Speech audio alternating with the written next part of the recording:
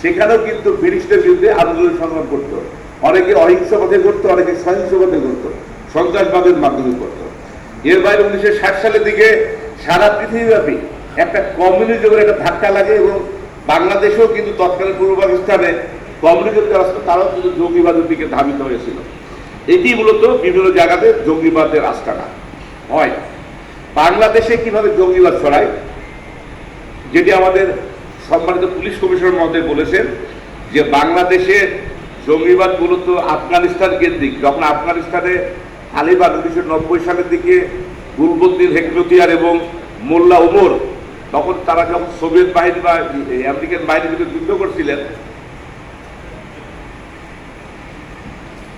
তখন বাংলাদেশ থেকে প্রায় 3000 মুসলমান সেই যুদ্ধে অংশগ্রহণ করে এবং তারা সেখানে প্রশিক্ষিত হয়।